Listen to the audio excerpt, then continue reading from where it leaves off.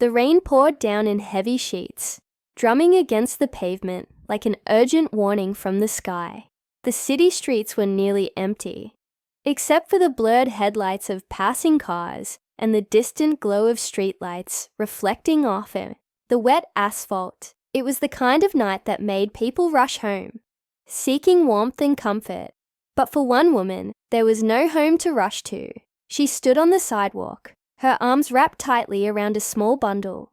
A baby, her baby, nestled against her chest, wrapped in a thin blanket that did little to shield the tiny body from the cold.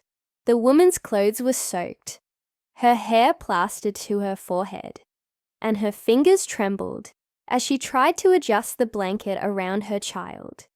She wasn't crying. Perhaps she had run out of tears long ago, but her eyes held a quiet desperation, the kind that only those who have lost everything can understand. Across the street, a sleek black car sat idling at a red light. Inside, Jason Carter drummed his fingers against the steering wheel, his sharp eyes scanning the road ahead. He was a man who had everything: money, power, a name that carried weight in business circles. The kind of man who had long stopped noticing people on the streets, too busy chasing deals, investments, and the next big thing. But tonight was different. The sight of the woman caught his eye. And something about her, maybe the way she clutched the baby so protectively, or the way she stood so still, despite the freezing rain, made him pause. His first instinct was to drive past. It wasn't his problem. He had spent years building a life where other people's struggles didn't touch him. Yet, as the light turned green and he pressed his foot to the gas, something inside him resisted. He pulled over. Rolling down the window, he leaned out, the cold air rushing into his warm car. "Hey," he called, his voice uncertain. "Do you need help?" The woman turned her head slowly, her dark eyes meeting his. For a moment, she didn't say anything. Maybe she didn't trust him. Why should she? But the baby stirred in her arms, letting out a weak cry, and that seemed to push her past whatever hesitation she had. "I don't have anywhere to go," she admitted, her voice barely above a whisper. Jason exhaled, glancing at the empty passenger seat beside him. He could drive away, pretend he never stopped, but something about the way she stood there, soaked to the bone, holding her child so close, it stirred something in him that he hadn't felt in years. "Get in," he said. She hesitated for only a moment before stepping toward the car, opening the door and sinking into the seat with a shiver. Jason turned up the heat, his mind already racing. He could take her to a shelter, give her some money, and be done with it. That was what people like him did. Offer charity from a distance.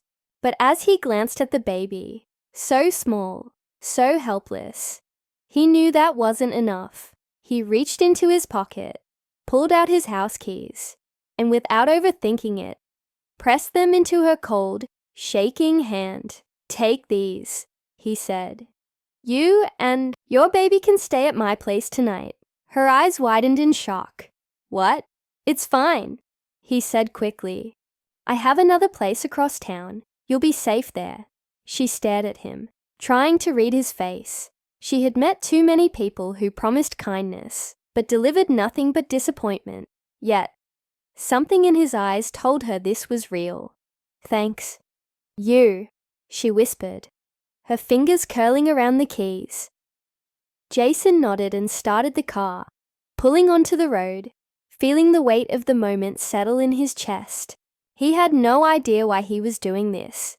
Maybe he was trying to balance some invisible scale of right and wrong. Maybe he just didn't want to be the kind of man who could drive past someone in need. But as he drove, unaware of the secrets the night still held, one thing was certain. This was only the beginning, and he had no idea how much his life was about to change.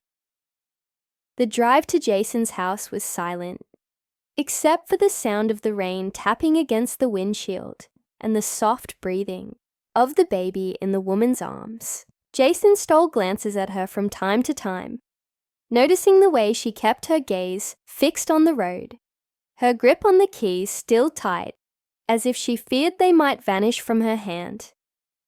He wanted to ask her name, but hesitated. He had already crossed an invisible line tonight, picking up a stranger, offering his home. Maybe it was better to keep things simple.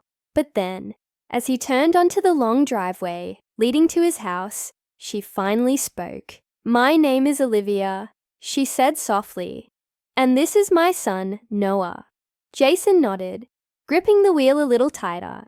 "Jason," he replied, "I live here alone. For now, at least." The house was massive, standing tall against the dark sky, its lights glowing warmly in the rain. Olivia's breath hitched as she took it in. She had expected kindness to have limits. But this wasn't just a small favor. This was something else entirely. Jason parked and turned to her. "There's a guest room upstairs. You and Noah can stay there for as long as you need." Olivia looked at him, unsure how to respond. People didn't just do things like this. Not for someone like her. She had spent months being ignored, judged, treated as if she and her child were invisible. But here he was, offering a home without asking for anything in return. "Why are you helping me?" she asked, her voice barely above a whisper.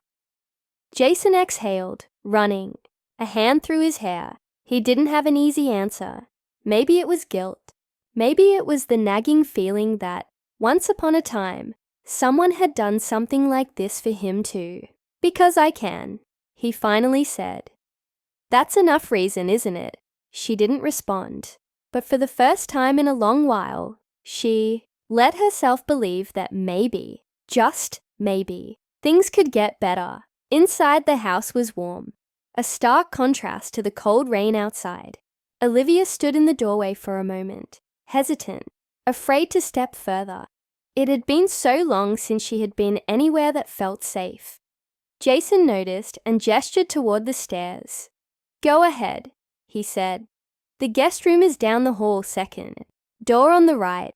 There are blankets, towels, whatever you need." She nodded, murmuring a quiet, "Thank you," before making her way up, Noah still sleeping soundly against her chest. Jason watched her disappear down the hall, then let out a breath. He hadn't realized he was holding.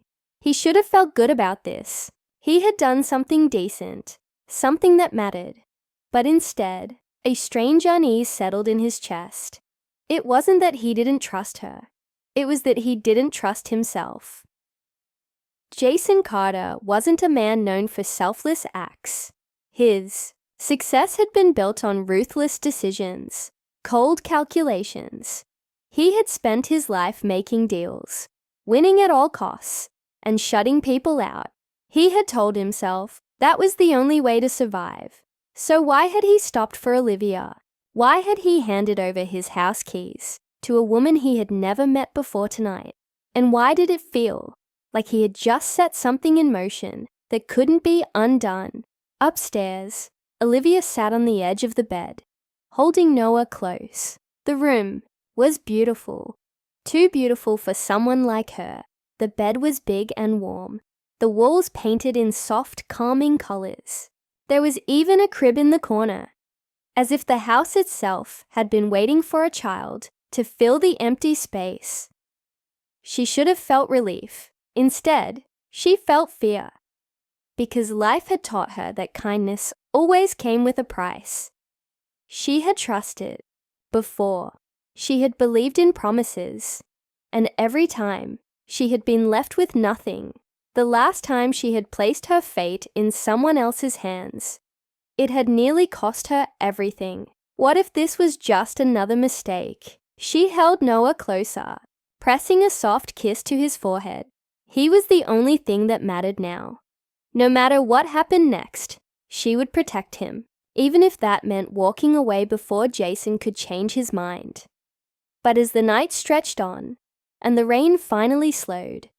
Neither Jason nor Olivia knew that their paths had already been intertwined in ways they couldn't yet see. And soon, the past Jason had buried, and the truth Olivia had been running from, would come crashing into their lives, leaving neither of them unchanged. Jason barely slept that night. He lay awake, staring at the ceiling, his mind restless. He told himself he had done the right thing. He had given Olivia and her baby shelter. He had done his part, but why did it feel like something was still unfinished? A sudden sound from downstairs snapped him out of his thoughts. His heart pounded as he sat up, listening carefully. It was soft, almost too soft to notice, but it was there. Footsteps. Jason climbed out of bed, moving quietly through the hallway. He hesitated for a moment before heading downstairs. The living room lights were off, but the front door was slightly open. His stomach dropped. Olivia was leaving. He stepped outside just in time to see her walking away. Noah bundled tightly against her chest. Her shoulders were hunched, as if she was carrying more than just the weight of her child.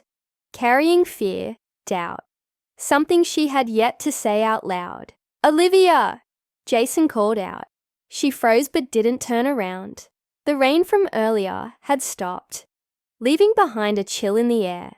He could see her body trembling, though he wasn't sure if it was from the cold or something deeper. "You don't have to go," he said, stepping closer.